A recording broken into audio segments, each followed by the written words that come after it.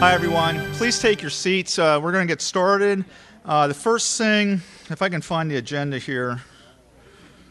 First thing we're going to do is say the Pledge of Allegiance. If you join me in the pledge, if you stand up, please. I pledge allegiance to the flag of the United States of America and to the republic for which it stands, one nation, under God, indivisible, with liberty and justice for all. You can't say God bless America anymore. Not in the public school anymore. You have to say I love America. Massachusetts. Okay, I'd like to. George Chaplin isn't here, and he's our designate. He says our prayer and sings a song, but we have revival meetings at our church all week, so he's there. He's going to be here later. But if you join me and bow your heads. Dear Lord, thank you for this opportunity to meet freely in this nation. Thank you for bringing these people out and pricking their hearts and giving them the courage to stand up and do something to change our country. Please provide a revival for this country. It's the only way this country is going to come out of the dark days it's in. Please be with these candidates as they run. Please help them be moral and be just people, and please rise up the candidates who are moral and just to win these races. Please be with our country. Keep your hand on our president and on our Congress, and please help them make the right decisions. And dear God, please be with our servicemen over in Iraq and Afghanistan and other parts of the world, and put your hedge of protection around them and bless them, and put your hand of grace on them. In your name, Jesus Christ, amen. We have quite a busy meeting tonight. I'm glad you came out. We have a number of candidates here. We have all challengers. We do not have any incumbents here. And the reason being we don't have any incumbents here is because we sent out emails, we sent out regular mail, and we made phone calls. And we got responses from three of the incumbents, and they said they couldn't make it. We didn't get a response from any of the other incumbents. So we have our grassroots people here. So these are the people that we want you to support if you care to do so. Now, before we start with the candidates, we will have Dawn Melling with the Commonwealth Foundation. She's going to have a couple words, and then she's going to play a video for you. The Commonwealth Foundation is based in Harrisburg. Matthew Briette is the president of the foundation. Nathan Benefield is also here. They have a table over here, and they have some information if you want to take a look at it. And then after that, we have Dr. Nick Pandalidis, who is going to tell us a little bit about Governor Corbett's health exchanges that he wants to institute to comply with Obamacare, which is really is a conundrum since Governor Corbett, as Attorney General, was part of the federal lawsuit against Obamacare, but now he wants to comply with Obamacare, so I'm not sure where he's coming from on that.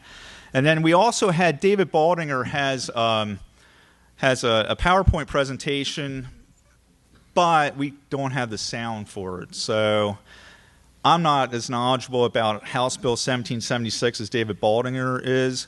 But what we're going to do and what we would like to do is at our May 4th, I think our meeting's May 4th, our next meeting, we would like to have David Baldinger, Jim Cox, and Seth Grove here. And the reason why we would like to have Seth Grove here is because Seth is a sponsor of House Bill 2230, which is the leadership's so-called property tax bill, and it actually doesn't eliminate property tax. It actually just shifts it around, and I think there's 30% of it is reduced. It's kind of a misnomer saying it's a property tax elimination, but we would like to have them here.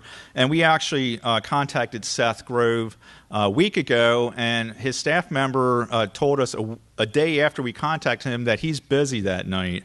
And it just seems ridiculous to me that these incumbents who are our servants are not showing up at these meetings to talk to their constituents. So what I'd like to do is get some kind of call-in campaign to Seth Grove's office and have everybody call him and ask him why he's not coming on May 4th. So I'll talk a little bit about that a little bit later. And then after Nick Pantelidis is done, then we're going to have the candidate platforms. And we're going to go backwards. We're going to go from the Senate all the way to the PA House 92. And we're going to give them 4 minutes to come up here and tell you why they're running. And at the end of all the candidates speaking, we're going to have a breakout where the candidates will go to their assigned districts on the wall here. And then if you have any questions of your candidate that's in your district, you can ask them then. I didn't think it would be helpful if we had general questions of the candidates. So that's some of that's our meeting. Some of the things that are coming up. We have Action of PA has a conservative candidate reception and forum on April 13th. That's at Heritage Hills. The meet and greet with the candidates is at 6 to 7, and then from 7:15 till 9 is the candidates forum. So we all ask you to attend that. Adams County 912 Patriots have their monthly meeting on April 19th, which is a Thursday. That's at 7 o'clock at the Cross Keys Motor Inn. And you're welcome to that. That's from 7 to 9. And then the most important date in April, other than Easter, which is this Sunday, is the Pennsylvania primary, which is April 24th, and that's from 7 a.m. to 8 p.m. The polls are open. And our next meeting is May 3rd, which is Thursday, May 3rd, and that's when we would like to talk about the property tax issue. Since we don't have any incumbents here, and they all declined, it seems like I'm going to rant and rave here for a little bit. And I don't want to. I'm getting tired of doing this. All I want them to do is do the right thing, and it just seems so hard for our legislators to do the right thing. But it's the good old boys club. And they boycotted our meeting again. I believe they run thick as thieves because it's leadership is pointing them in the direction they want to go. Nick Pantelidis sent out an email on the property tax legislation. I thought it was very pertinent to what we're facing here in Pennsylvania. I'd like to tell you something about our legislature. PA is one of only 4 states in our entire country that has a full-time legislature. The other 3 states are New York, New Jersey, and California. Full-time to our state legislature means 80 House sessions, 53 days between January and June, recess for all July, August, and most of September, and 27 days between the end of September and the beginning of December. Rank and file members receive an annual salary of $79,623.23, and they receive a per diem money per day of $163, while those in leadership positions, including chairpersons, collect more. House members contribute 1% of their salary for health care coverage. In the private sector, employees, on average, contribute 6% of their earnings toward the health care benefit. Legislators qualify for full pension benefits after age 50 with 3 years in the legislature. So after 3 years, they can collect a pension. The amount of the pension is based on 3% multiplier, average salary of the most recent 3 years, and a number of years in the legislature. So a representative retiring after 25 years in the legislature would receive 3 times 25, 75% of their salary. This is criminal. It's not right. These people should not be getting pensions like this. I am not guaranteed a pension. Most people are not guaranteed a pension. I want to tell you right now that the Good Old Boys Club is going to have a few less members in York after this election. We have a great opportunity to remove Stan Saylor from his supposed job for life. Stan voted to increase pensions by 51%. He also voted for Ed Rendell's $1 billion failed stimulus. We have a great opportunity to remove Ron Miller from his supposed job for life. Ron voted unashamedly for an increase of his salary and pension, and has kept every cent of it. We have a great opportunity to remove a longtime senator that has blocked and opposed every major pro-life bill, and that senator is Pat Vance, and her challenger is Andy Shaw, and he is here today. We have a great opportunity to elect a grassroots candidate into the 92nd District, which is Scott Perry's. It's not beholden to Republican leadership and Tom Corbett. Speaking of Tom Corbett, I have here an invitation to a Scott Perry fundraiser. An invitation is hosted by Tom Corbett and the liberal progressive rhino governor that was in Maryland, Robert Ehrlich. And these red letters here are all our legislatures endorsing Scott Perry. Every last representative in York County and every senator that touches York County. Run like they run thick as thieves. That's my theme tonight. There's nobody in this group here that thinks that someone should be changed at all. I mean, it's ridiculous. On Tuesday, Governor Corbett endorsed Scott Perry. As I stated in our February meeting, Governor Corbett laid down the gauntlet to the Republican State Committee, and in so doing, the Republican State Committee endorsed Governor Corbett's slate of candidates, which included possibly the weakest candidate running for Senate this year, and his name is Steve Welsh. We have great conservative candidates running for Senate, and we have the governor endorsing former Democrat Steve Welsh. Then, to top it off, my boss, Gene Ream, sent me an article that's going to be published in the ESPN magazine. And that article has to do with the PSU scandal. It's in the ESPN magazine, the PSU scandal. And it has to deal with our governor, Tom Corbett. And I want to read a couple excerpts from this article to you. You can read it online. It's quite long. It's going to be in the February or in the April 16th edition of ESPN magazine. And these are a couple excerpts from it. From the speaker of a nearby telephone, a distinctive voice chimed in, quote, "Remember the children. Remember that little boy in the shower," unquote. The voice belonged to Thomas W. Corbett, the governor of the Commonwealth of Pennsylvania, member of the Board of Trustees. Corbett was participating in his first meeting, but he had the last word. A 62-year-old Republican, Corbett is a blunt-spoken former prosecutor whose political career has been built pursuing powerful people who, he said, quote-unquote, believe they are beyond the law. And his role in the Penn State scandal, fraught with potential conflicts, placed him in a remarkable position.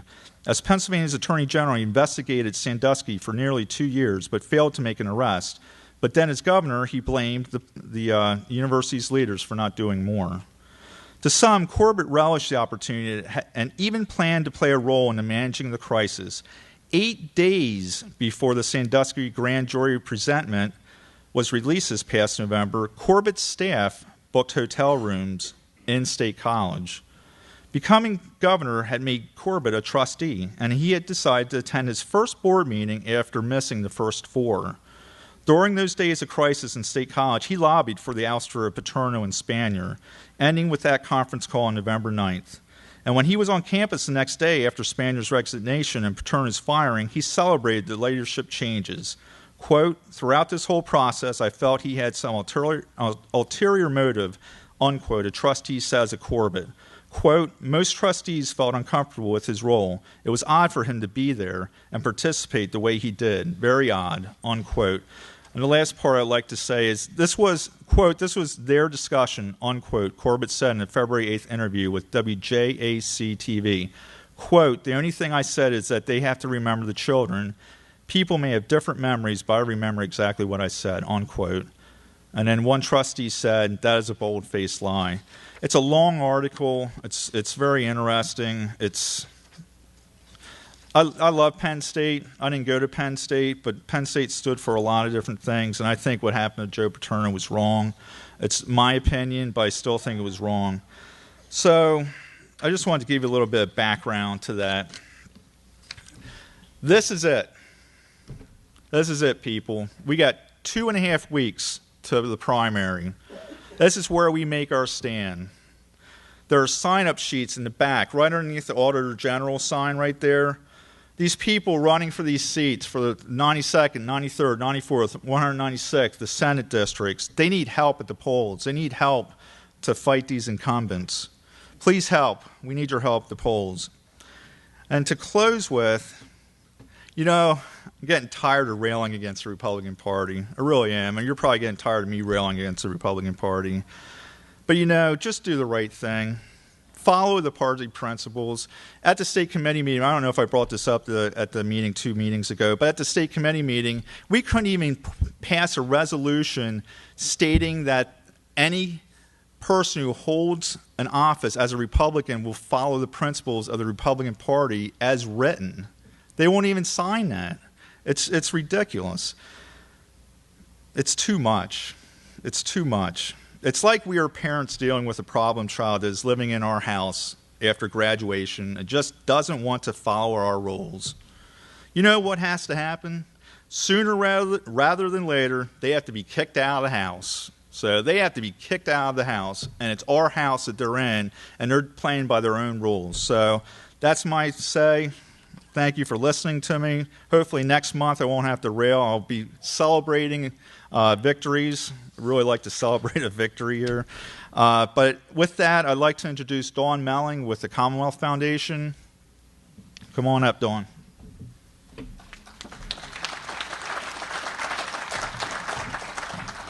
Thank you. It's good to see everyone tonight. My name is Dawn, and the Commonwealth Foundation is Pennsylvania's free market think tank. So if you aren't familiar with us, we focus on state issues and fighting for freedom and free markets right here in our own backyard. We're based just down the steps of the Capitol, so we really like to keep our finger on the pulse of what's happening there and what are opportunities for activists like yourselves to make this state a better place. And tonight, I have a really simple question for you. If someone told you that your house was about to catch on fire, would you just kind of stand by and let it happen, just watch it burn? Or would you do everything you could to fireproof it? Would you barricade it? Would you get your fire extinguishers ready? Would you do anything possible to prevent that from happening? You would do anything you could. Anything you could. But that's the situation that we're facing right here in Pennsylvania with our fiscal house. It is about to go up in flames. We have a 4-alarm fire that is threatening it, and we know about this. We have our state debt, pensions, welfare, and corrections spending threatening to take our economy up in flames. And we need fiscal firefighters to stand up and fireproof it right now. We can't stand by and watch. So without further ado, we are going to, my colleague, Nate Benefield, is going to fire up the video, if you would. And we're going to show a short video that we made that explains this a little bit further with some of our fiscal firefighters that are in Harrisburg right now.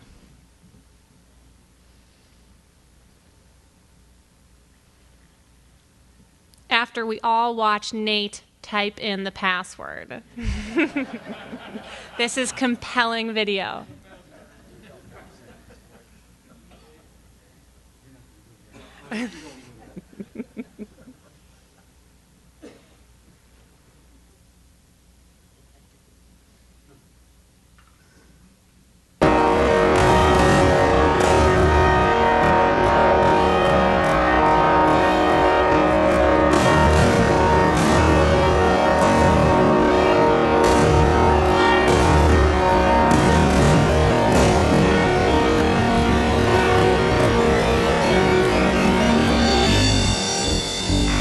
We will not raise taxes.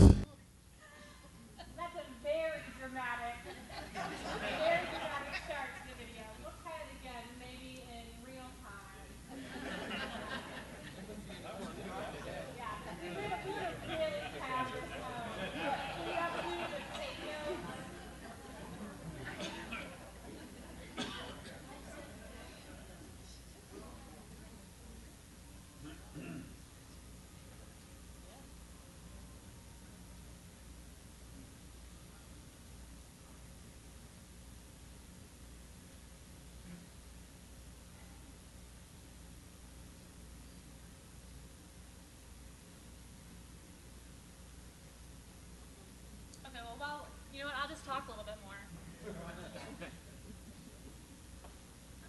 while we're getting that fired up. Hey, that sounds like it's a normal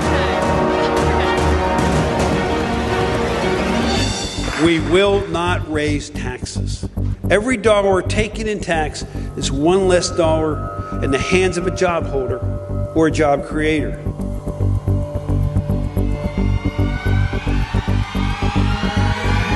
We will not spend more than we have.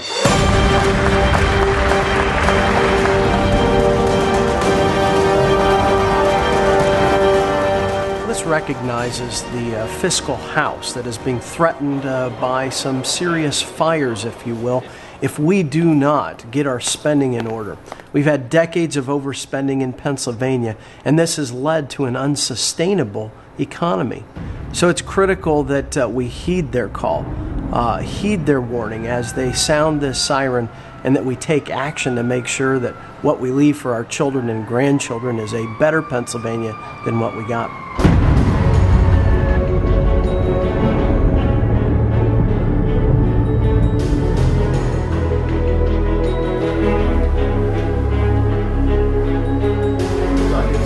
We were sounding the alarm today in response to the governor's budget address. The fact is that Pennsylvania's budget is a fiscal house on fire. Expenses are expanding at a rate that's not sustainable. We're in a situation that really has led us to a very real fiscal crisis in Pennsylvania. This is our state budget spending. It's gone up since 1970 from $4 billion in our total operating budget to over $63 billion. For a family of four, that's gone up $11,800. We can't spend more money than we bring in. We have to set our priorities and adjust our budget accordingly. If spending is throwing gasoline on the fire, it's almost as if there's some cans of gasoline sitting in the house that's already on fire, waiting to explode as soon as the flames get nearby. On this 4-alarm fire that we have, which we're ringing the bell for today to draw attention to this. The first alarm we have is public pensions. This is going up in the future from 2011 to 2014 at a rate of 40% each year. It's consuming more of our state budget each and every year. Our second alarm is our public welfare crisis in Pennsylvania. We have a safety net program that I would argue the net has been torn wide open. When government tries to do things for people, it ends up capturing those people in a cycle of dependency. It literally hurts the people it's trying to help. Our third alarm is public debt. From $350 million to this current year of over $1 billion. That debt continues to grow because it's on fire. In Pennsylvania, with combined state and local government debt, we're looking at almost $10,000 for every man, woman, and child. The fourth alarm is corrections. Pennsylvania spends about $35,000 for each prisoner we have. Our incarceration rate has climbed just dramatically. It's gone up 500% since 1980. And even with 18 new prisons in Pennsylvania, we're 13% over our capacity, over our bed capacity, as we sit here today. So the house is on fire, and it's a 4-alarm fire. How do we respond to that emergency? It's a situation that cries out for someone to start dumping some water, spraying some foam, whatever it takes to get this fire under control.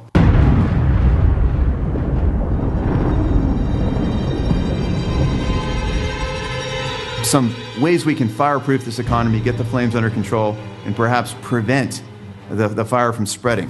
That we've got to maintain an environment where we don't increase our taxes. Increasing taxes is going to be like throwing more gasoline on that raging fire. Yeah, we'll never fix the problem as long as we continue to fuel it. As long as we provide the money, it'll be spent.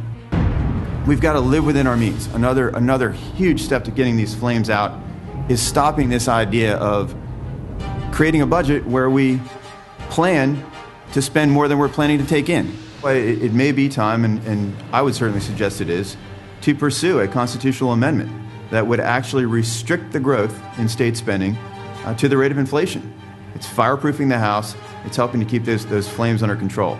But what we're doing now is we're crushing these opportunities in our society. This economy's not bad. by accident. This economy's gotten bad because we've become this 800-pound gorilla in government, and people expect government to do everything for them. We need to prioritize the must-haves that we have in our as government providers here, taking care of the people's tax dollars and financial obligations. And then the other things that we're not required to do with government dollars, taking a real hard look at those to see if we should do them at all. And it's a question of looking for results when the government spends dollars. What kind of bang for the buck do you get with that last dollar you spend in any given area? Some ways we can dampen that fire, some ways to throw some water on that would be looking at increased competition. There are things that we're spending that are just totally unnecessary. We have areas of government that we should have privatized decades ago. But we can't take public resources and compete against the private sector when often the private sector can do it cheaper and better than the government. And sometimes we even do that by law. We require the government to spend more money than necessary on such things as public projects that are built under the prevailing wage laws. Because these prevailing wage laws say you've got to pay a higher than market rate wage to the workers on the projects when they would gladly do those projects for, especially in this economic environment, for the going rate. But instead, we're penalizing our taxpayers and forcing them to pay, again, anywhere from 10 to 30% more than necessary, getting less bang for the buck instead of more.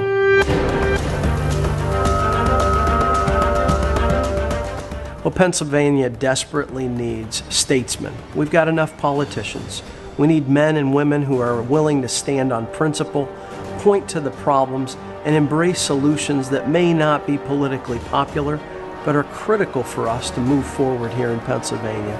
I applaud Senator Eichelberger and Representative Bloom for sounding the alarm and letting Pennsylvanians know that, well, something must be done unless we are willing to let our fiscal house burn down.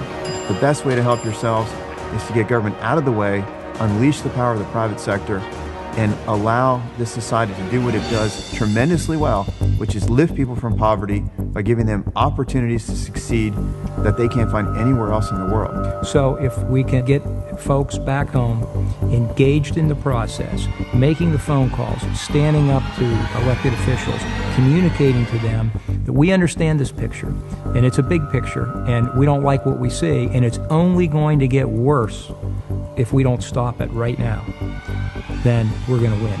And we can win this battle, but it's going to take all of us getting involved in the process to do it. This fiscal fire that's burning out of control, it didn't just start 8 years ago. It started as early as the late 60s, 1970, around that time. And it's been burning and growing and getting bigger and stronger. Flames are getting hotter through Republican administrations and through Democratic administrations. And so it's a problem with a big government mindset that cuts across party lines. Well, this conversation, of course, has to take place at every level of government, not just in Harrisburg, but in Washington. Politicians have unfortunately put us into a situation that is unsustainable. And until we get our fiscal house in order, we're not going to be able to have the kind of prosperity that America has enjoyed for so long and can experience going forward.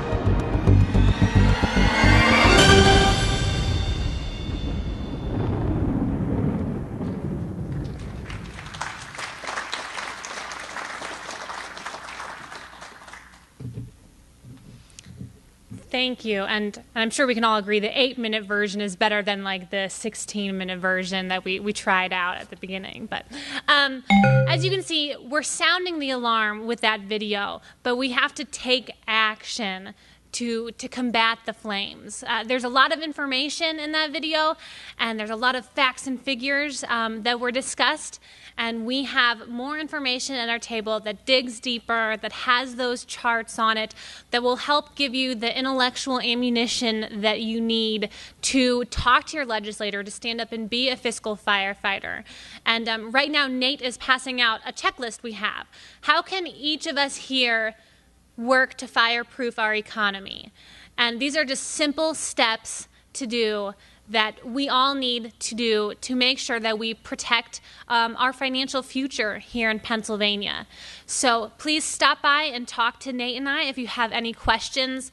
Get on our email list, take your checklist, and talk to your legislator, because that is what we need to do to ensure that we fireproof the economy, that we don't just pour gasoline on it. Because from February to June, during those budget talks, special interests are lined up in Harrisburg to say, pour gasoline on the fire, spend more money. We just need more taxes. We just need to throw more money at these problems. But as you can see, that is going to turn our economy into ashes. So please, please do what you can and join us, stand up with us to join the Bucket Brigade and fireproof our economy. And thank you so much for coming out tonight, and we look forward to talking with you later.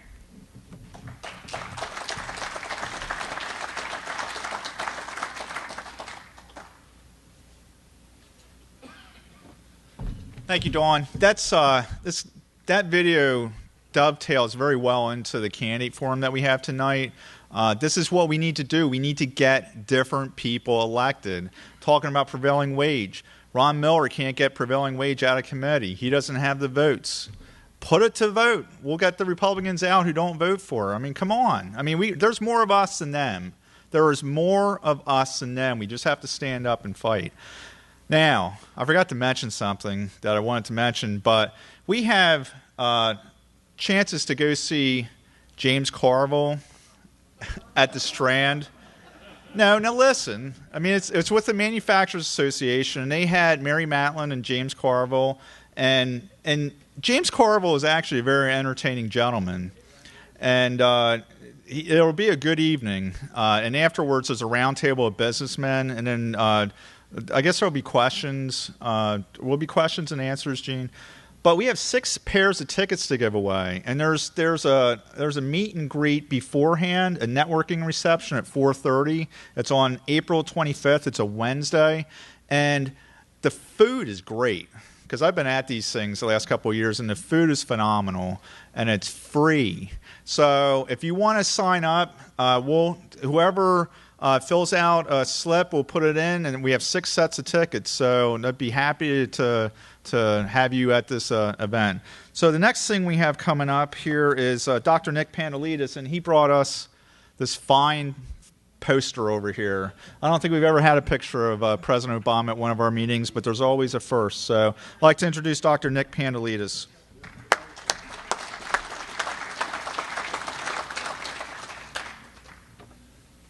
Hi, good evening. Thanks for having me come here. I very much appreciate it. Dawn and Nate, I hope you appreciate the tie.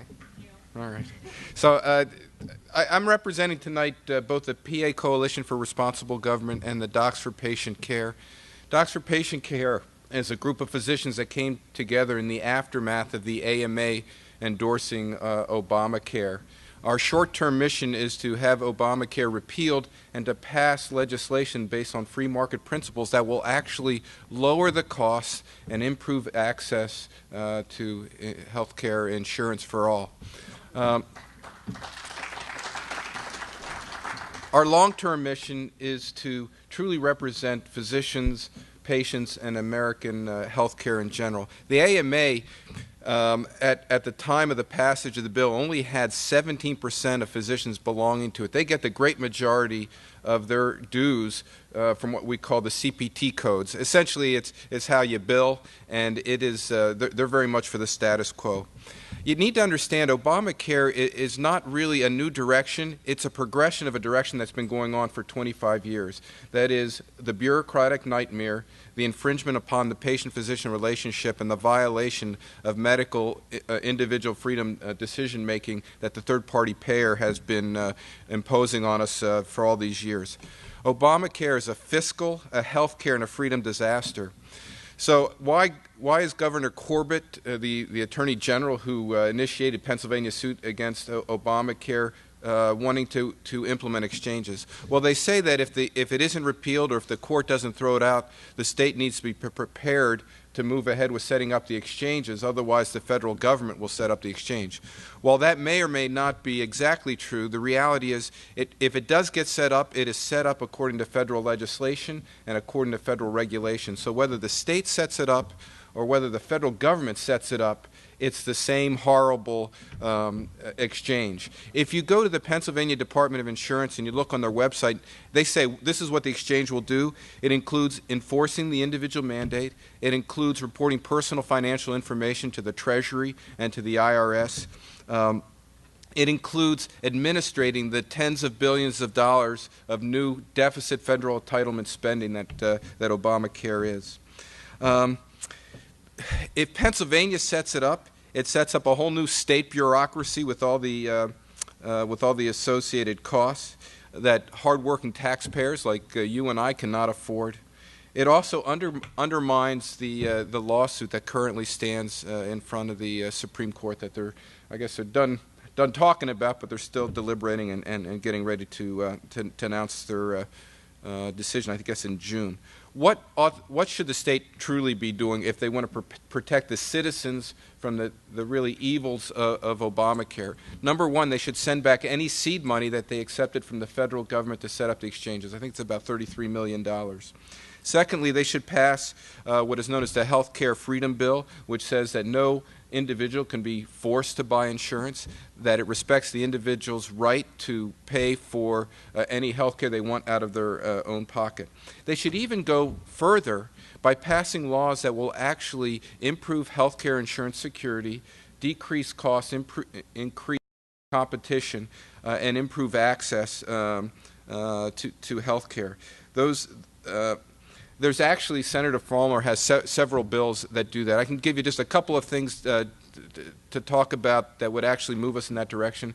Healthcare savings accounts. In other words, where the power lies is where the money is. So if the insurance company has the money that's paying for your health care, or if the government has the money that's paying for your health care, that's where the decisions are going to be made. The reality is we're not talking about people having to spend new money to get their health care. We're talking about giving that money back to them and helping them make better decisions. None of us expect the government to pay for our auto insurance and our automobile maintenance. None of us expect the government to pay for our home insurance or the home maintenance. And the way the health care insurance industry is set up is why the mess is. Anyway, I did bring some information along. There's some cards on the back. It'll lead you to a website where you can sign a petition urging the legislators and the governor not to implement these exchanges. I also have some cards there. If you don't, it's kind of a long website, so if you just want to email me, I'll be happy to email you the direct link. Let me just pick up with Scott's Thick as Thieves. I've been going to Harrisburg to talk to the legislators about why this exchange is a bad idea, and I thought it would be real easy. I would just construct the argument, I'd lay it out for them, and I should say one other thing. This is not the Nick Pandalidis argument or the Docs for Patient Care argument. This is every conservative foundation that I'm aware of. Commonwealth, Cato, Pacific, Mackinac, they're all saying don't set up the exchanges. But what I found out is they're not really interested in solving problems. So making an argument to fix a problem, it's not on their radar. And it's disgusting. It was discouraging. But what is on their radar is special interest and self-interest. So anything you can do to make their life difficult or threaten them from staying up there will be effective. So whether it's with the Obamacare exchanges, whether it's with the property tax freedom, nothing changes unless citizens get engaged and make the calls. They go and visit, because otherwise, if you think they're there to solve our problems or serve our interests, you're really naive. And I think you all know that, but we have to get our friends and neighbors involved. Anyway, if you have any questions, I'll be in the back later. Thanks very much.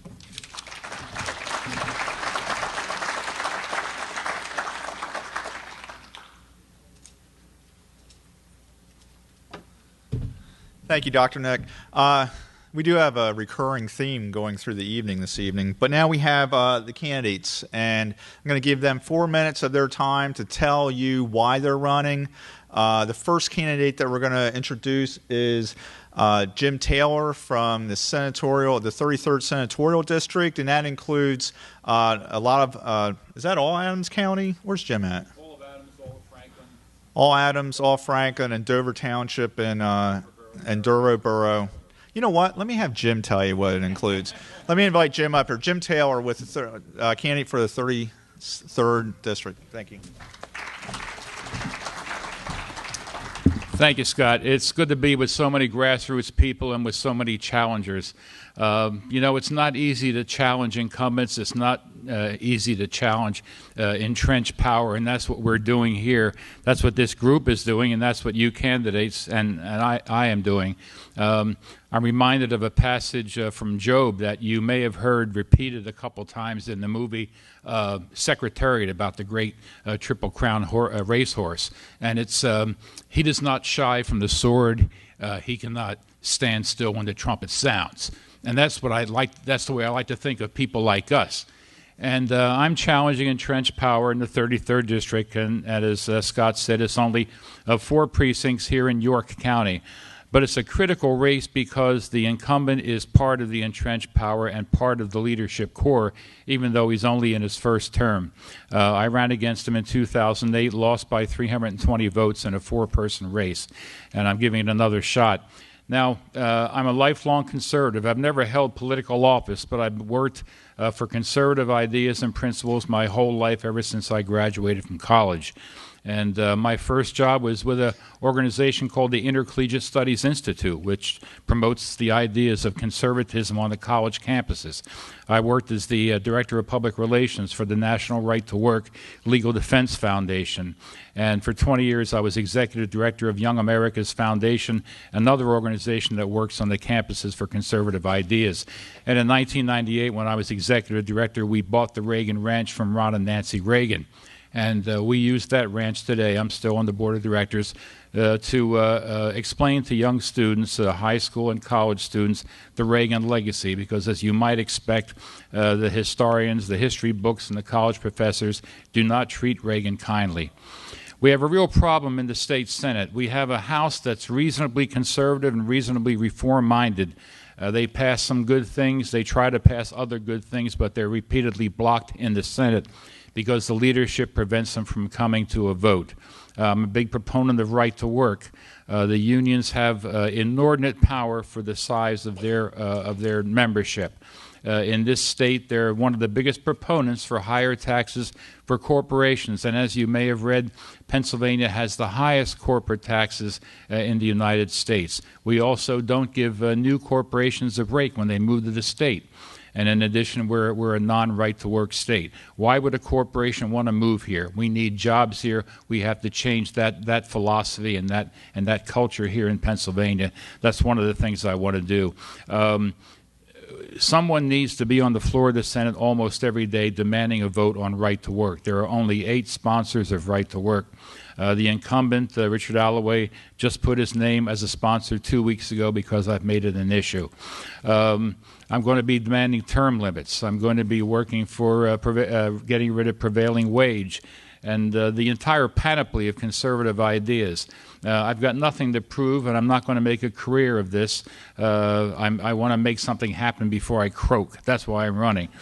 But you may also know that I am running as a write-in. I was initially gerrymandered out of the district, and then when the courts struck down the new districts, it was 5 or 6 days into the petition drive. I collected 556 signatures. You need 500. But Mr. Alloway got a Philadelphia law firm to challenge my petitions. They were able to knock off enough. A lot of old people with shaky handwriting, a lot of veterans who signed their name Bill instead of William. And rather than go to court, my attorney told me that I would probably be knocked down to 490 votes and 490 signatures. And so I did not challenge it in court. So I'm doing a write-in. You will all be getting cards that show people how to do a write-in, not only for your own guidance, but to hand out at the polls if you will help me. I need help at those 4 precincts. So again, don't shy from the sword. Don't stand still when the trumpet sounds. I know you won't do that. You're not that kind of organization or that kind of people, and I look forward to serving you for 4 years, starting next year. Thank you.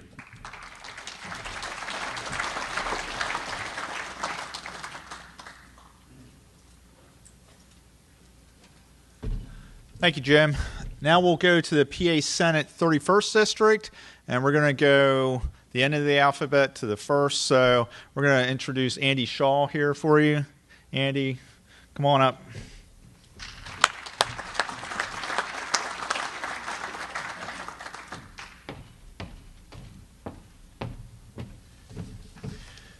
Thank you, Scott. It's a pleasure to be here again tonight. It's always a great group. I was down here a couple months ago. You have a great group. We need to move more of you up into Carlisle to expand our numbers up in Carlisle 912. Well, this is an important election, and I'm proud to be here. I'm proud to be in the race. Many people ask, why are you running? I'm running to stand as a conservative. You see, for too long, we've had too few people standing for conservative principles. And that's really what this race is about. This race is about issues. This race is about principles. And this race is about a record. And I'm here to tell you that that's why I'm taking the challenge to take on a 20-year legislator. And it's on a record and on the issues. You see, I'm the only pro-life candidate in this race. I'm a gun owner, and I'm a strong defender of the Second Amendment. I'm the only candidate who supports a state marriage protection amendment preventing judges and politicians from fundamentally changing the definition of marriage. I'm the only candidate who is publicly opposed to raising taxes, especially when Pennsylvania is deeply in debt and continues to fund programs that are mired in waste and abuse. I'm the only candidate who will stand for you and fight for the Taxpayer Bill of Rights. We heard a little bit about that tonight. That's going to put a cap on government spending relative to the rate of inflation and population growth. Bottom line, if the public sector should not grow if the private sector does not. I'm the only candidate who has pledged not to take a pension. My opponent will claim that she didn't take the legislative pay raise, but you can go to CSRS and see that she's still part of the pension program. She just didn't take the big boost. You see, my candidate, she's claimed, and many of you have heard, she's conservative. Well, a conservative stands for limited government, for individual rights, for personal responsibility, and for lower taxes. A true conservative does not vote yes for 6 of the 8 Rendell budgets where government spending grew by 40%. My opponent did. A true conservative does not vote in favor of giving millions of your taxpayer dollars to Planned Parenthood. My opponent did in multiple years. A true conservative does not vote yes to incur public debt to build soccer stadiums in Philadelphia. My opponent did in 2007. A true conservative is not rated pro-choice by Planned Parenthood.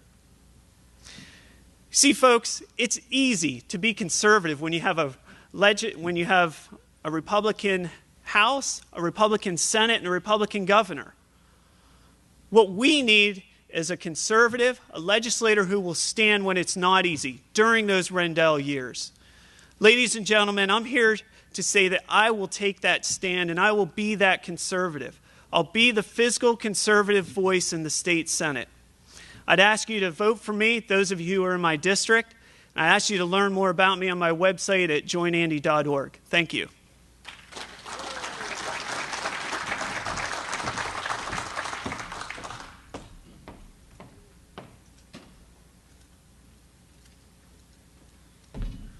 Thank you, Andy. I just wanted to say something about Andy. Andy's in my district, and he's a solid guy. Actually, his 9th grade teacher, I think it's 9th grade, goes to our church, and she said he was as solid back then as he is now, which is a true testament, because as a teenager, it's hard to be. So thank you, Andy. Appreciate it. Now we're on to the 15th PA Senate District, and we're going to go first last. So Bill Seeds is up first. Bill Seeds.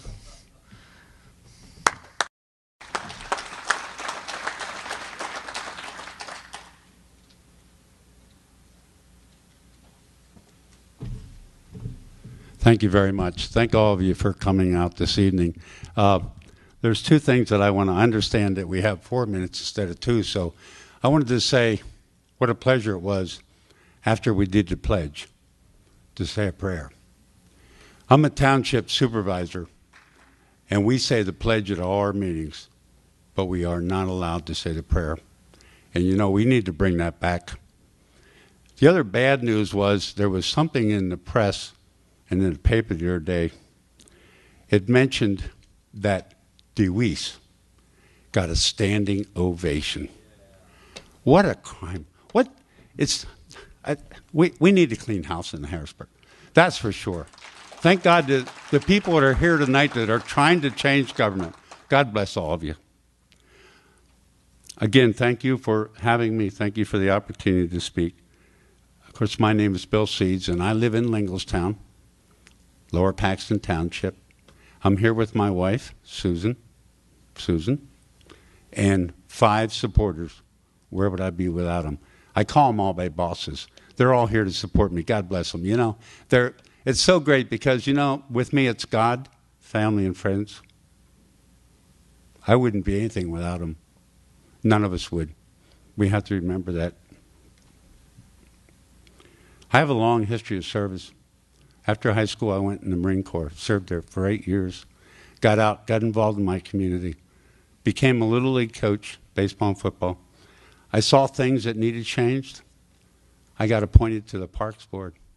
We doubled our parks without tax increases. We doubled our parks. We did it through development. We doubled our parks.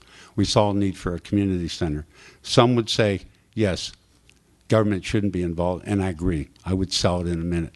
Nobody would do it. There was a need. It is self-supporting by fees. I've always done those things. I became involved with the high school and with the PTA. I became president of the PTA. I've served in many capacities. I'm a Lion. I'm in Masonic bodies. We attend church regularly. And now I'm in my 19th year on the Board of Supervisors of Lower Paxton Township. I enjoy my service. I've missed 7 meetings in 19 years. I answer every phone call. I go to look at every problem when somebody brings it to my attention. I try to help people. I consider myself a public servant. And that's what everybody on the Capitol should be. Public servants, not private servants. Not up there stuffing their own pockets. That's what's wrong up there. And during my tenure on the Board of Supervisors, along with, I serve on a very good board, we abolished the occupational privilege tax. We abolished the per capita tax. I'm very proud of my record. People in Lower Paxton today pay less taxes on a percent of income than they did in 1993 when I took office in 94, and I'm very proud of that. So I've learned a lot of things. I've learned them from the people and from service. And when I go to the State Senate, I'm going to take those skills I've learned from listening to the people to the State Senate.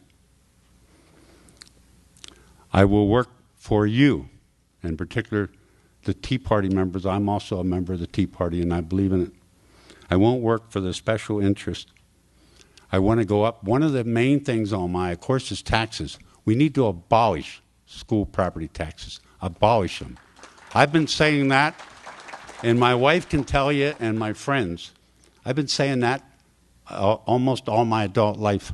That's one of the things I want to work to. Absolutely, I'm against increased taxes. I want to reform the pension system. We all know that needs. We all know what the problems are with the school districts. They don't have the money to pay these pensions. So when I go to Harrisburg, I want to do the same things and serve the public that I have done. And I'm sorry I'm running out of time, but I ask for your support on April 24th. And like all candidates, I need help at the polls and need help everywhere. Thank you very much.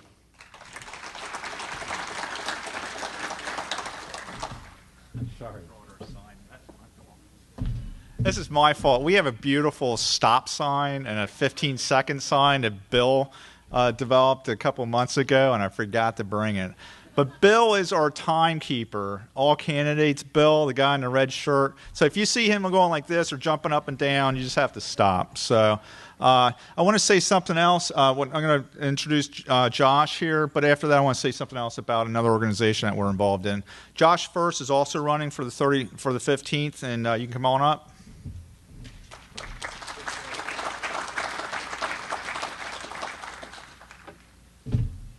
Hi, folks. I'm Josh First. I'm from Dauphin County. I live in the city of Harrisburg. Help. My family's lived in the city since the 1740s in an unbroken chain. I am the last of the Mohicans in my family. People have either died or moved out. I am very committed to the city. I would call it, it's in your blood. If that's a place that you're from, your family's been for a long time. It's hard to let go. It's a beautiful city. It has a lot of promise. But it does have a lot of problems, and those problems are they're emblematic of what's happening not only in central Pennsylvania with Reading and York and other cities that are just crumbling from the inside out, but across Pennsylvania and across the country. Terrible spending, unaccountable elected officials, and frankly, a Republican Party that has never been able to say no. And that's why we're here. The Tea Party, you hear from liberals, they're like, oh, the Tea Party this and the Tea Party that. The Tea Party is about reclaiming the Republican Party. That's why everybody's sitting here. You want your party back. You want your country back. That's why I'm running. A little bit about me. I am from the farm country of central Pennsylvania. I went to Penn State University for my undergrad and Vanderbilt University for my graduate program, graduate studies. I am one of the few conservatives ever to go to the U.S. Environmental Protection Agency, work there, and leave. And I'll tell you why. This is a very true story. I mean, most people who are conservative, and I didn't know how conservative I was very young when I went there. You go there and you become, it's called golden handcuffs. You can't afford to leave. But if you're a conservative, is that a supportive environment for you? You think at the EPA? It's not. The culture there is extremely liberal. It is very anti-capitalist. It is very anti-business. It is very anti-growth. It is very anti-American. I was there for 7 years. That's a biblical number. That's like, at the end of 7 years, you're released. Came back to I left the US EPA and came back to Pennsylvania, worked in the Tom Ridge administration. And I was a state director for a national nonprofit conservation group that worked very closely with hunting community, hunting and fishing interests. And I've been a small business owner for 8 years. I have been a very strong advocate for years of eliminating all property taxes, not just for school. I understand where Bill's coming from, but I think the property tax is turning people into renters of their homes, and that's not right. And I'm a very strong defender of religious conscience and freedom. I'm very open about that. You're not supposed to say the word God in public. I agree with Bill, and I'm glad Scott said a prayer. It's ridiculous. You don't have a right to be free of religion, free from it. You have a freedom to do what you want, think you want, and say what you want. And it's interesting that liberals have turned the First Amendment upside down. Those people who are expressing religious freedom are considered to be establishing religion, right? They've turned the Establishment Clause in the First Amendment upside down. And we've got to fight back against that. Folks, it's not enough, and I think you all know that, to sit up at a podium and talk or to go to meetings. We need your help. I need your help. Poll watchers, people who do door-to-door. That's the essence of democracy. I am running in a race where Bill Seeds and I are facing off against the Republican Party establishment. Our third candidate cannot be here tonight. He's got a wine tasting fundraiser. Bill and I are drinking water.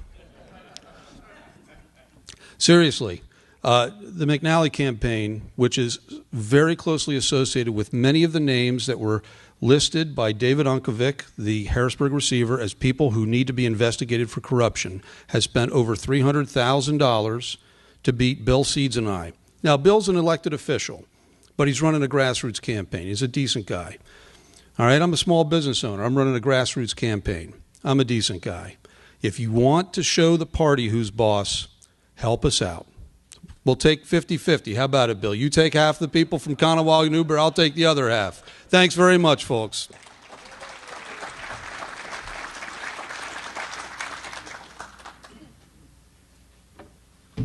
Josh is correct on John McNally. John McNally is the treasurer of the Republican State Committee, and he's beholden to leadership. So you vote for John McNally, you vote for some of the same. The other thing I want to bring up before we bring up our Auditor General candidate is that we're tied in pretty closely with a group called CAP.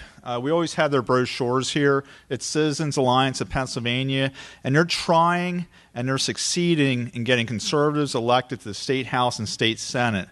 I talked to Leo Knepper quite a bit, John Kennedy, Ryan Shafiq, and in our Senate, I couldn't believe this when they told me this 4 months ago, but I said, how many conservatives are in the Senate? And he said, 2, Mike Fulmer and John Eichelberger, who was up here in the Commonwealth Foundation video. And, you know, Pat Vance, and I'm back to Pat Vance because Pat Vance sticks in my craw a little bit because she says she's the 4th most conservative senator in the Senate. Well, if you don't have any other conservatives in the Senate, I guess you would be the 4th conservative. But CAP takes a pledge. When they support a candidate, they take a pledge that you don't take the pension, you term limit yourself, you don't take any per diems, and you're conservative. And one of my friends went up to the CAP office, and he sat in the room, and there were the pictures of these guys on the wall. And then there were 2 pictures on the desk. And he said, well, I know who the pictures are on the wall because those are candidates you supported. Who are the pictures on the desk? And John said, those are guys who broke the pledge. So it's serious. And we have a number of candidates that are supported by CAP here. Kelly Henshaw is supported by CAP. Dan Johnson supported by CAP. Ron Marasotis is supported by CAP, and Andy Shaw. And these guys have been vetted, and I just wanted to let you know that. So right now we have Frank Pinto, who is running for Auditor General. He's got an uphill battle. He's going against the state committee endorsed candidate, John Mayer, who's also in the House, and he's running for both seats. Which I think it should be unlawful. I mean, if you're going to run for one seat, you shouldn't be running for another. It's like either or. You know, you got to keep your job, I guess, in the legislature, but or in the legislature, or getting a row office. But anyway, Frank Pinto's here, and he's going to tell us something about himself. Thank you.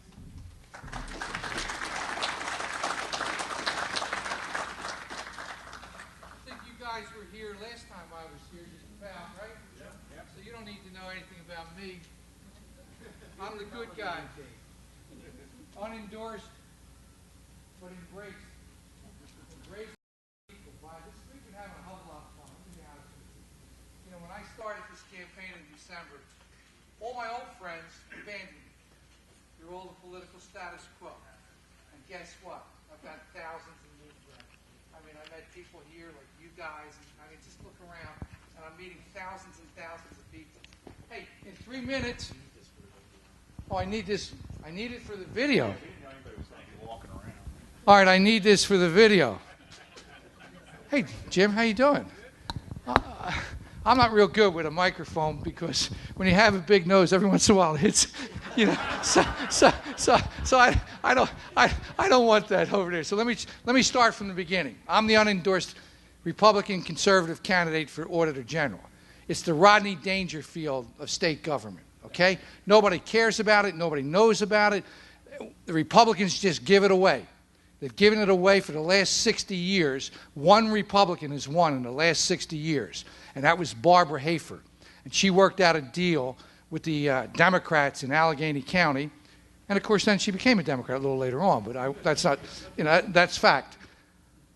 And it's unfortunate because the Auditor General can really make a difference. I mean, I hate to tell you this. It's going to sound like an oxymoron, but you could have efficient, accountable government. That's never happened before. That is an oxymoron. You know, it's just a contradiction in terms. But the last 6 Auditor Generals, what have they done? They've run for governor. You know, at my age, I'm not running for governor. I'm going to be ecstatic if I finish a term. You know, I don't know about God, and I like God. I pray to God every day that I make tomorrow. You know, and it's not a bad feeling because I'm not a career politician. I'm not beholden to anybody. I've never held elected office. I don't really care about the status quo, all right? All I care about is watching your money. Now, my daughter was kind of funny. She said, Dad, I said, before you say it, Marissa, I'm frugal. She says, no, you're not. You're not frugal. You're cheap. Guess what? I'm going to be cheap with your money because we've blown it. I mean, this system is just, it's running rampant. When I was a kid, Everett Dirksen said $1 million here, $1 million there. Pretty soon you're talking about real money. Now it's trillions. The Auditor General is responsible for $30 to $70 billion oversight. What I want to do is a couple simple things. Let me give you a summary of them. First of all, we've got to look at Megan's Law. Right? The state police get a ton of money, right? They're supposed to put the perverts, and you're supposed to know when the pervert lives next door to you. They're about a year or two behind. What are they doing with the money that they got? Question number one. Question number two, the Game Commission. The game hunters come up to me and says, well, where's all that money that the Game Commission gets? I said, I don't know. I said, we got to look at it. They said, well, it's all coming from themselves. I said, no, it isn't. There's federal money involved. We need to look at the Game Commission. The Gaming Control Board, number three. When was the last time your property taxes went down? Did they go down? $30? What are you, nuts? I don't know, it's a waste of time to reduce it for $30. I mean, some of us think it's a lot of money, but where's all that money going? Where's all that horse racing money going? All right, that's number three. Number four, it's a tobacco settlement fund. Millions and millions of dollars, almost billions of dollars. It's supposed to go to health care and things like that. I'm going to finish in one sentence, all right?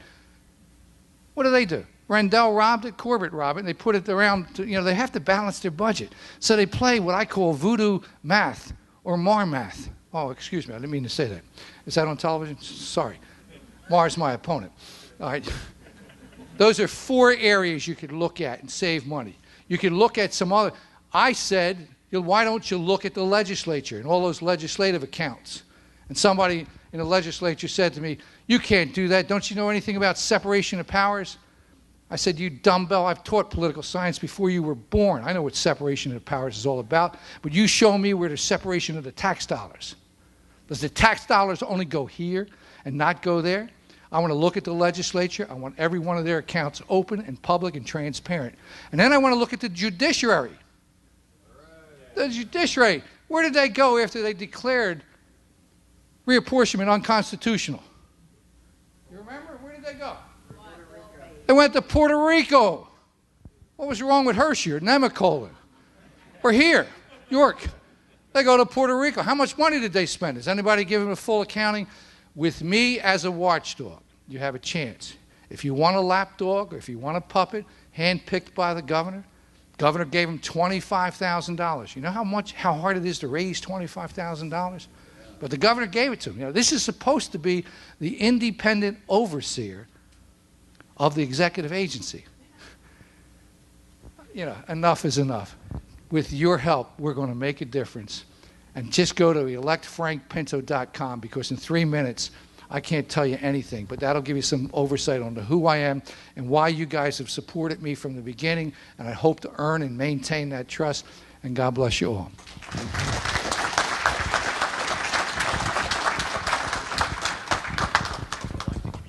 No, it's all right. Thank you. Thank you. I could listen to Frank talk all night. It's all truth. He's talking the truth. We actually gave him 6 minutes since he's a statewide candidate. He had to come here. He came from Philly, I think. So anyway, Frank's a great guy.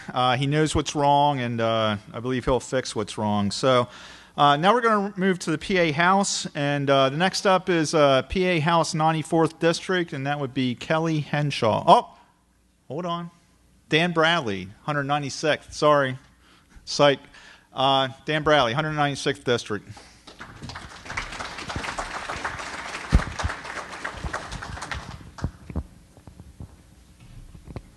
Actually, making me follow Frank Pinto, I think maybe Kelly can go next, if you don't mind. There seems to be a recurring theme here tonight of special interest and self-interest, and that's kind of what my message has been in the 196th. A couple of things have happened recently. We know Representative Scott Perry, who is running for Congress now, he was a co-sponsor of House Bill 1077. Then all of a sudden there was some pressure from some special interest groups, and he withdrew his name from that.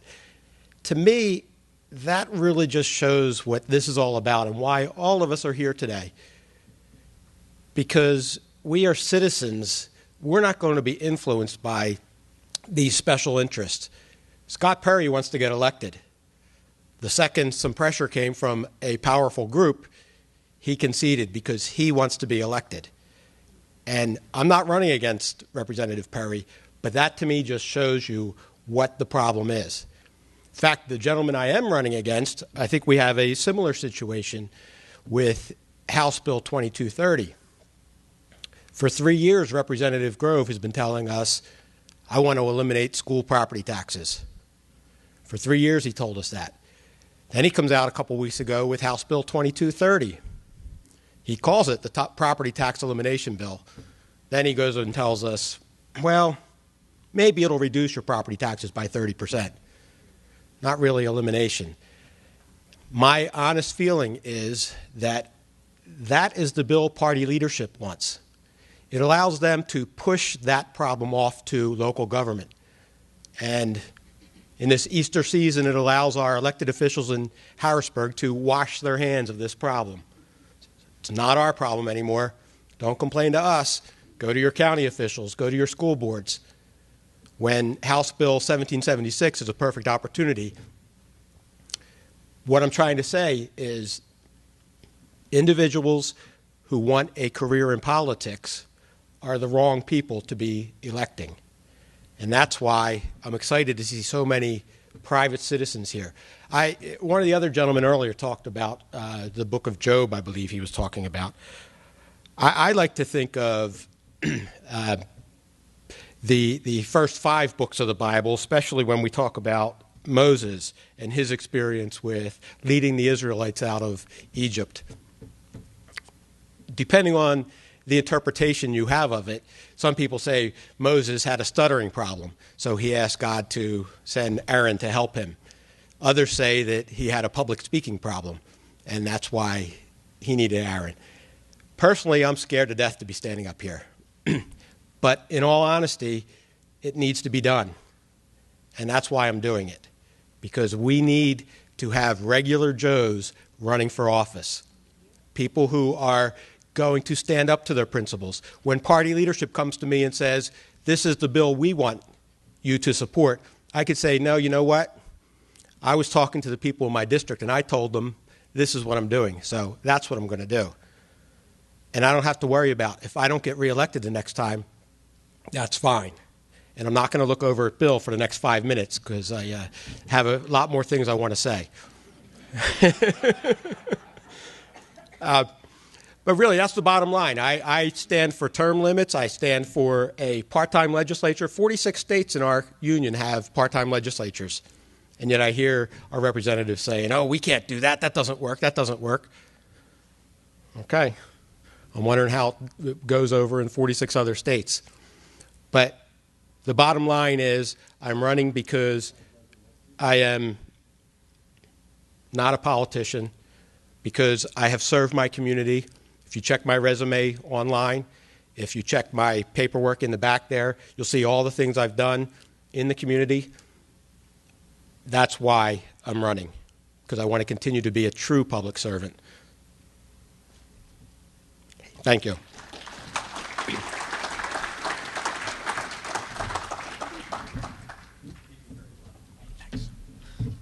Thank you, Dan. And we're up to the 94th District. Now, Kelly Henshaw, you can stand up and come up. Thank you, Kelly.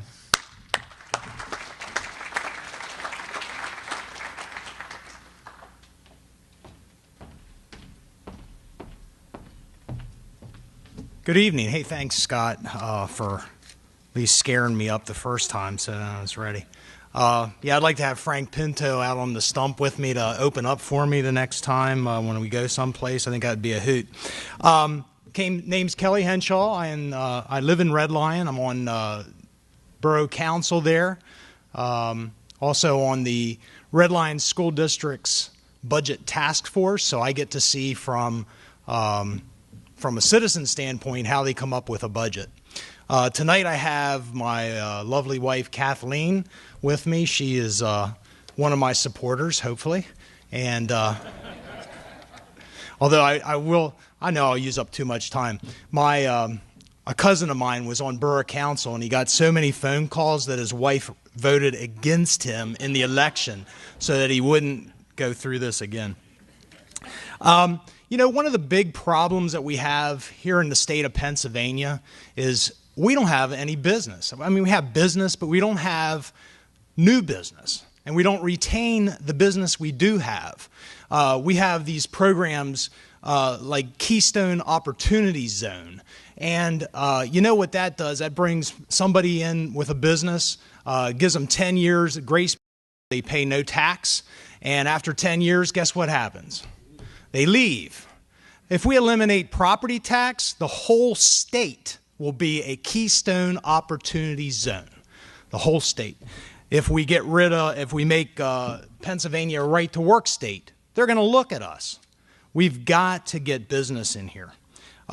This fire, the 4-alarm fire, it's all part of that. We don't have the funds, we don't have the structure that we need to fight this fire. I'm not a firefighter, but is it called Nomax that they wear for protection? I'm going to buy some because I want to be your firefighter in Harrisburg, okay? I do support 1776 bill. I've heard David give it twice. Once here, I went to Carlisle because I wanted to hear it again. You can read it on the website, but I want to hear him. And I think he's coming back in May, I believe I heard. So now, let's talk about the other bill, 2230. You know what that was to me? They woke up and said, crap. Sorry to say crap. But I work at a church, and we're allowed to say crap in church. And they woke up and said, you know what we promised 2 years ago? You know what we promised 4 years ago? You know what we promised 6 years ago? We got to do something. That's what that bill looks like to me. My opponent, Stan Saylor, and my 94th district is referred to Stan Saylor's district. I want it to be the 94th district, and I want it to be the people's district. He voted for a 51% increase in his pension. State workers, school workers. Linda Smith is here. She is from Red Lion School District. She is she's a district, what are you, Linda? I'm sorry. School director, I'm sorry. And you know what? They're faced with putting a budget together when this pension is one of the biggest line items in their budget, and it's getting bigger and bigger and bigger. We can get rid of property tax, but if we don't address these problems, you're just going to have to increase more sales tax. Okay? These unfunded mandates. Lastly, I want to talk to you about,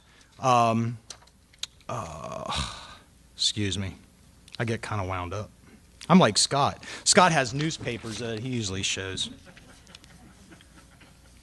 Prevailing wage.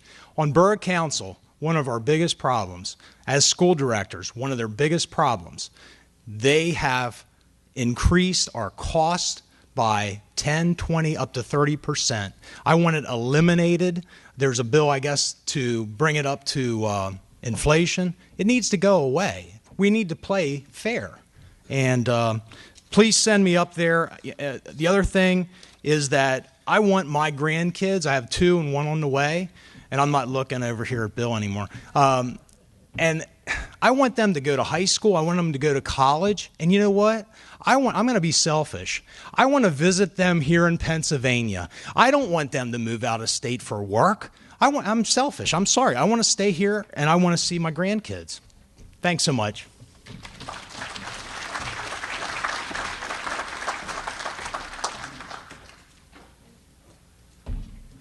Thank you, Kelly. And now we have the 93rd District, and that would be Ernie Marasotis.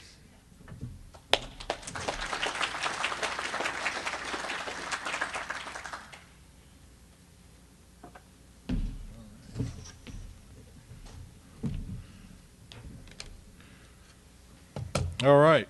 Thank you, Scott. Hello, I'm Ernie Marasotis, and I'm running for state representative in the 93rd District against incumbent Ron Miller. I am a true Republican, this kind of Republican, Ronald Reagan Republican. I am not this kind of Republican, someone who claims to be conservative, but his voting record shows otherwise. He's more like that kind of Republican. Just a few things about myself. In case you guessed, my last name is Greek. When I went to college at Shippensburg, I remember one time our social psychology professor, she was going about stereotypes, and she said, well, Merisotis, I know that last name's Greek. She said, we're going to say that everybody that's Greek is in the restaurant business, so tell the class what your parents do for a living. And I said, they own a sub and pizza shop. So it is true under law. I don't know if it's federal or what. You have to be in the restaurant business. And for 10 years after college, I owned a restaurant. So I know what it takes to provide jobs. I had 2 restaurants. And, you know, it seems like we have an anti-business state. And from my experience back then, and nowadays talking with other people, they just make it hard for businesses to produce a profit. That's what a business is there for. If it ceases to produce a profit, unlike a government agency which can just tax people more and more, it just ceases to exist. And I would like to bring my experience, life experience. I was a former Army Reserve officer. You know, I've served my country in the reserves. My son is he's a PFC in the Army Reserve. Just about myself, about what I stand for, the elimination of property tax is something that should have been done a long time ago. But these career politicians, if they took the time that they do to enrich themselves with our money and instead focused on doing what's best for the people, this should have been done years ago. You know, it should have been done years ago, just like they talked about. You know, Pennsylvania is one of only 4 states that has a full-time legislature. That should have been changed years ago. We should reform the pension system. Now, I stole this from the Commonwealth Foundation, so hopefully I won't get in too much trouble. But as you can see right here, this talks about the way our pensions are increasing. Right now, here we are in 2012. And as you can see, somebody's going to end up paying for all this increase, and it's going to end up being you and us, you know, all of us, rather. So that's something that needs to be addressed. And right now, I don't see the current politicians addressing this, and it's coming. What about school choice? I was raised in both. I went to both Christian and public schools, and what are they doing to give parents the right to choose? You know, I just wanted to say, you know, I'm truly humbled by the outpouring of support I've received through CAP and through a lot of people here. I could use some more support, you know, at the polls. If you're willing to help out there, I'd really appreciate that. You know, Ron Miller, what's his big legislative agenda? His big legislative agenda is that when you're passing a bicycle, you need that much space. But when it comes to us, what is he doing? He voted for the pension raise of 51%, so he took care of himself. He only pays 1% in health care for his first 12 years in office. He paid nothing. At where I work, my increase this year is about 1.5% to 2% of my salary. I was paying about 6%, now it's closer to 8%. He voted against school choice. He voted to send your taxpayer dollars to Planned Parenthood. He's listed by Planned Parenthood as pro-choice if you go on their website. And, of course, I am pro-life. Anyways, I wanted to thank you. I'm Ernie Merisotis, running for the 93rd District. If you'd like to speak with me, I'll be over there later with some more information. Thank you very much.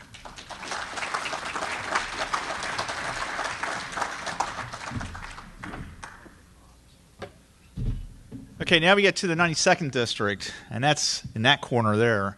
And there's 5 guys running for the 92nd District. So it's kind of a free-for-all because Scott Perry's not running because he's running for a federal seat, and he was prohibited by law to run. So we're going to go last to first. Generally, it's alphabetical order, and the first guy with that would be Scott Durr, but we're going to put Durr at the end, and we're going to start with William Sieg. William Sieg, please.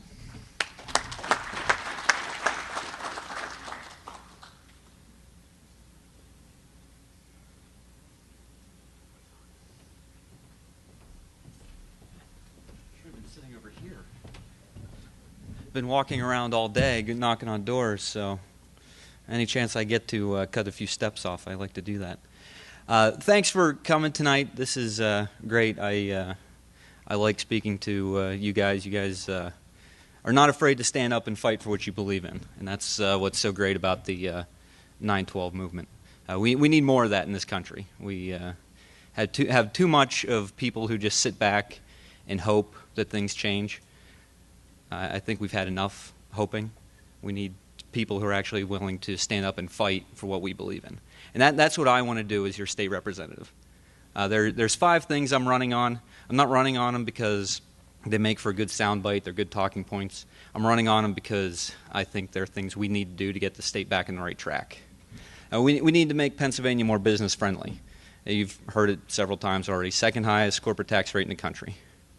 We've got mountains of red tape and regulations. We've got property taxes that add to the price of everything. We need to stop the implementation and funding of Obamacare. That's a program right now. Hopefully the Supreme Court's going to take care of that for us. But if they don't, in 2 years when we're supposed to start paying for it, where's that money coming from? It's coming out of our pockets. We need to get rid of a lot of the Rendell spending and debt programs that are still in place today. I mean, you look around, we're still trying to get by, scraping by with our budget. We're running a deficit again this year. We can't afford those programs. We need common sense reforms for state government. It's time we have term limits, and it's time we reduce the legislature. I applauded the House for taking that first step. I think it was yesterday. They passed Speaker Sam Smith's bill to reduce the House by 50 members. I will gladly stand up next year and vote for that again. It's a constitutional amendment, so it's got to go 2 consecutive terms. I will happily vote myself out of a job if that's what it takes to reduce the size of the legislature. All right. And finally, I want to stand up and fight for our conservative values. There's not enough of that. As I said, there's too many people who just sit back and hope that things change. I'm going to fight for you. I'll fight for the people of the district. I will be their advocate in Harrisburg. I'm not going to be the advocate for some special interest group. I'm not going to be the advocate for people in Center County, Philadelphia, Pittsburgh, wherever. I'll be the advocate for the people of Northern York County in the 92nd District. Thank you very much. I appreciate your support.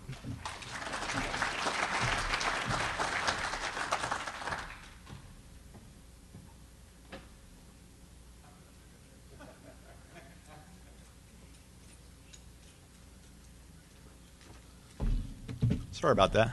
All right, the next person up running for the 92nd District is Mike Regan.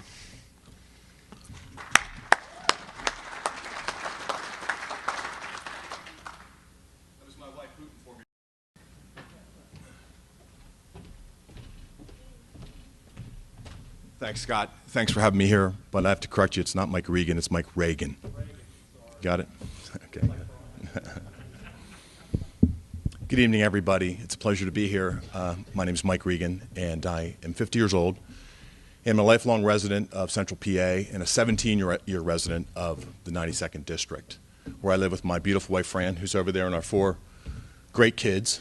I'm a U.S. Marshal. I'm a retired U.S. Marshal. I just retired in September after 23 years of service. Started my career in 1988 as a Deputy U.S. Marshal. I was promoted to Fugitive Task Force Commander in 1997. And in 2002, President Bush appointed me as the U.S. Marshal for the Middle District of Pennsylvania, which is the 33 counties in the middle of the state of Pennsylvania. I had an absolutely fabulous career as a U.S. Marshal. I think we did a lot of good as an agency in protecting our judges, protecting witnesses, and the sanctity of the court system. We locked up a lot of really bad, heinous criminals. But I think the thing that I'm most proud of about my time as a U.S. Marshal were the federal, state, and local task forces that I formed to target sex offenders, child molesters, child predators, and Megan's Law violators. We literally went into communities such as this one and plucked out hundreds of these individuals and put them in jail where they belong. Politically, I am a conservative. I believe in smaller government, lower taxes. I'm pro-life, I'm pro-Second Amendment, I'm pro-sportsman, pro-family, pro-military. And those are the values that I will take with me if I'm elected to this office. I'll take them with me to Harrisburg. But I think an even more important thing that I'll take with me to Harrisburg is a servant's heart. I agree. The last thing that the people of the 92nd District need is a politician. They need a public servant, someone who will serve them and not themselves. I've spent my whole entire adult life in a public service, serving the people of this country and the people of these communities.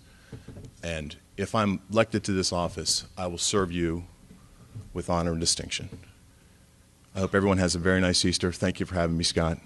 Good night, everybody. Thank you.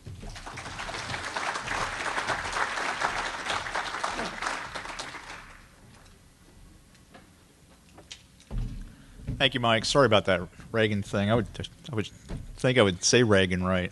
The next person up would be Anthony Pugliese.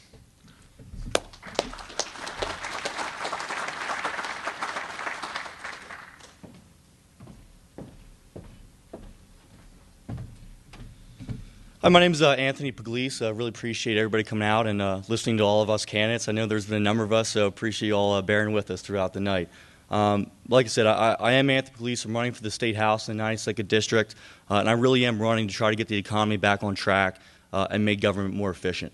I was the Commonwealth's legislative director for the Department of Community and Economic Development, so we were the Jobs Department. We spoke to my staff, and I spoke to over 38,000 companies this past year. So you want to get a good idea of really why Pennsylvania is uncompetitive, why companies are leaving. You talk to 38,000 companies, I'll tell you what, they weren't holding back either. And a lot of people were right. We have the second highest corporate net income tax in the entire country, 9.99%, only behind Iowa. We still have a capital stock and franchise tax. Now, we are starting to phase that out finally. But, you wonder why businesses are leaving. We double tax our companies, and one of them is the second highest in the whole country. We were the first state in the whole country to implement the inheritance tax or the death tax. And I believe we're one of 8 left that still has it. That is truly killing our small businesses, our family farms. You have a family farm, you don't have a lot of money in the bank. Your assets are in the equipment, in the land. And so when your family member dies and that's passed down to you, the only way you can pay the inheritance tax is by selling your land, selling your equipment, and that is killing our family farms. It wasn't too long ago, about a week ago, I spoke to someone who had a family farm in their family since William Penn. And for the first time, they're actually having to consider selling their property, selling their farm. And it's because concerns like inheritance tax. And I think that's a serious issue. You want to talk about how we make government more efficient. While I was the legislative director, I cut my own department by over 35%. When we went in there, we had 127 programs. Within the first 6 months, we cut that down to 56. A lot of people talk about WHAMs, the wasteful spending. I was actually one of the people who went through the entire state budget in Pennsylvania and cut out every single WHAM in PA, saving the taxpayers over $48 million. So I think really what this comes down to is a lot of people are coming around making you promises, but I do think that actions speak louder than words. And I am the only one, I think, that's running that actually has passed legislation or helped pass legislation to create jobs, make government more efficient, and reduce our taxes. So I really appreciate the opportunity to speak to you all. I'll be over here if any of you have any other questions. And as Mike said, I hope you all have a happy Easter. Thank you.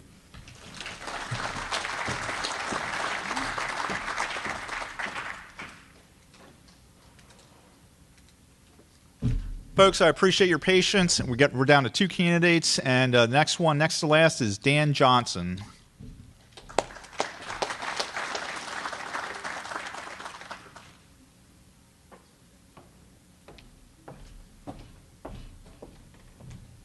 It's a longer haul than it looks, I tell you.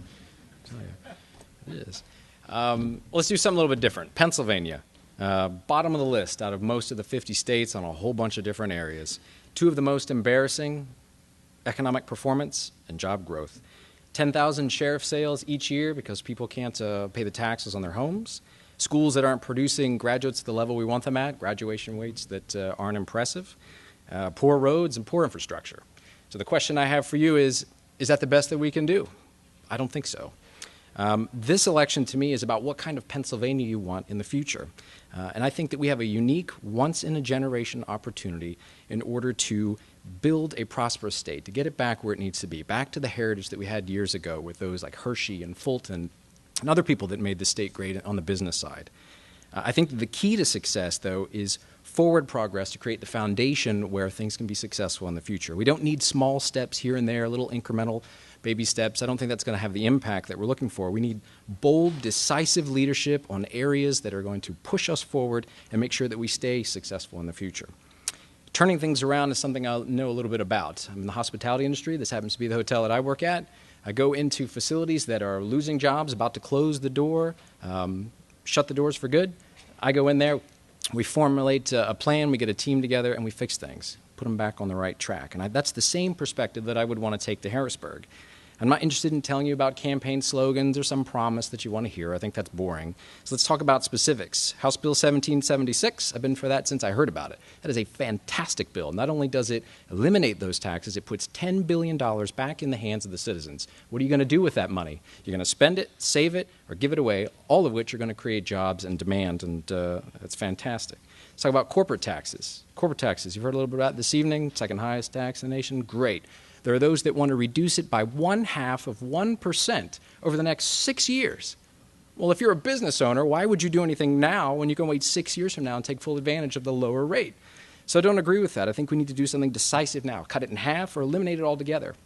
If we want to offer Pennsylvania to be a place for job creators and business to come in, then we need to offer them a welcome mat, not throw up a wall.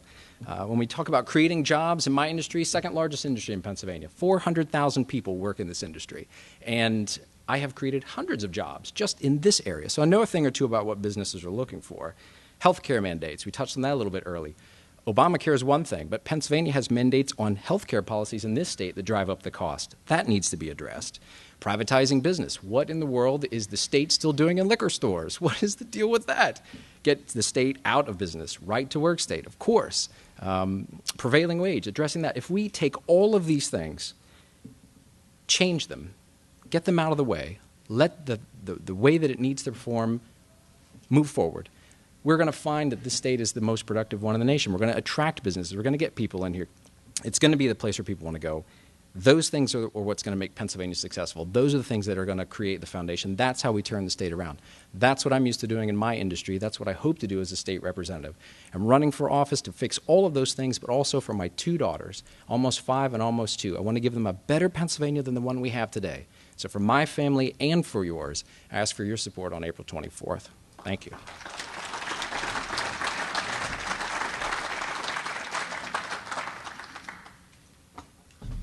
Thank you, Dan. And last but not least, Scott Durr.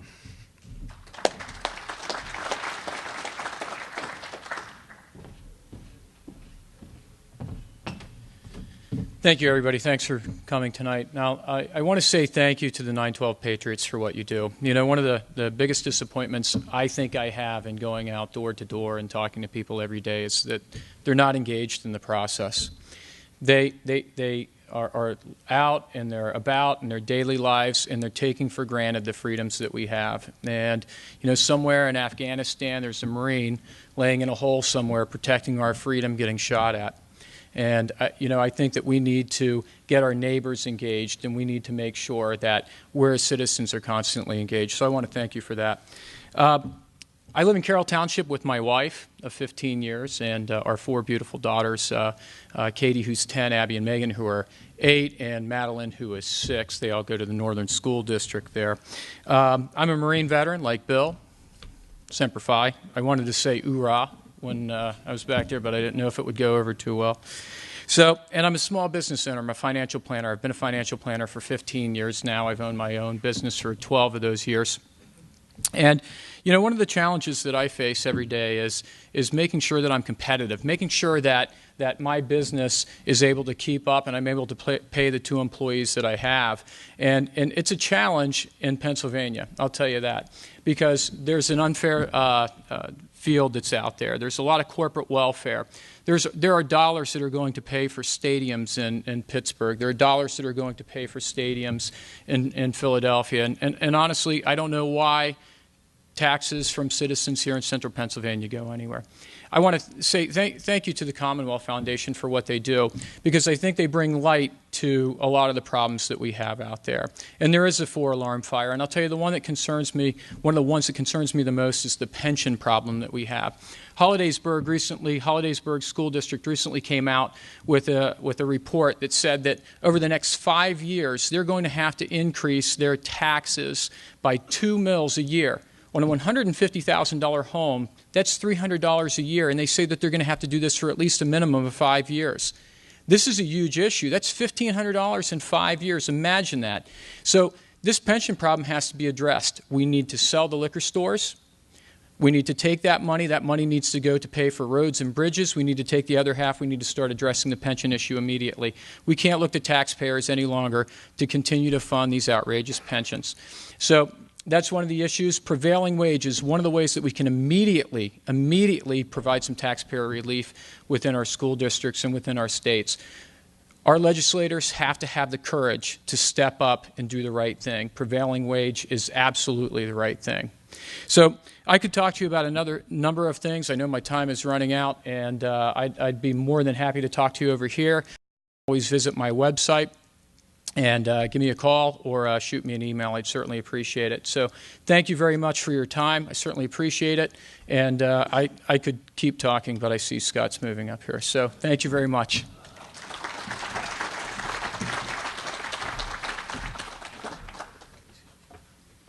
Okay, now what we're going to do after I have a couple more announcements, I'm going to bore you a little bit more, but we're going to break into groups, and you can go to your district and ask your candidate questions that you want to ask instead of general questions because it's more specific to district.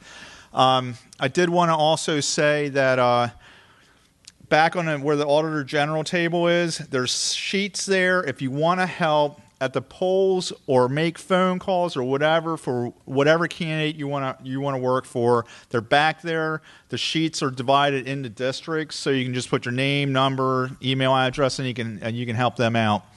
The other thing is I forgot to mention, and Scott brought it to mind, is that we do have a sponsored soldier that's in Afghanistan. His name is Manny Verez. He's a member of my church. We sent out a box that was 48 pounds heavy to him last month. He sent back an email saying, thank you, thank you, thank you, thank you, thank you, thank you, in large letters. The guy appreciates it. The soldiers appreciate any concern that you can show them while they're over there. Don't forget about our soldiers in the service and over in Afghanistan and still in Iraq. We do collect things. On our website, we have what he would like. I think we overloaded him with deodorant and toothbrushes and toothpaste for 2 years. And I think he supplied his whole squad with that. But there's a bin out there if you want to donate something. Every meeting we're donating something. The other thing is we gather things for the York Rescue Mission. We have a large bin out there, and April is baby month, so any kind of diapers, wipes, anything in regards to a baby, we're collecting those also. The other thing is we have a sales table here. What we do is not free. Like Liberty's not free. But what we do is not free. I mean, we gotta pay for the room. We had advertisements for our congressional forum. We have bumper stickers, and this is very appropriate since Dr. Nick was here. It says Obamacare comes with the efficiency of the DMV and the compassion of the IRS. It's $2. $2. We also have Agenda. This is the movie that started it all. This is $10. It's cost. This shows you what has happened over the last 80 years in this country and how the agenda has been successful, the socialist agenda, socialist/communist agenda. If you have relatives or friends who don't listen to you, give them this. They'll listen. They'll watch this. I have not had this shown to anybody who doesn't agree with it or who doesn't say, man, I should have been doing something 20 years ago. So anyway, thank you for coming. We have things back at the sales table. If you want to break into groups, that's great. The candidates are going to be at their specific stations. Also, Tony Butcher brought in some boxes from the Heritage Foundation. It's a candidate box. It's like candidate handbooks and things like that. It's excellent. It's excellent. And he's got enough for all the candidates. So if you want to pick a candidate box up from Tony back in the back corner here, you're more than welcome to. They're free. Yes, Tony. Right there. He's right there. So thank you very much for coming. Please stick around and ask your candidates questions. Yes, sir. The donations go towards... Yeah. If you want to give some money up the table, you're more than welcome to. Yeah, it went through. I think so. All right, well, thank you very much. I appreciate it. The candidate's going to be available for any questions. Thank you, and have a good evening. And happy Easter.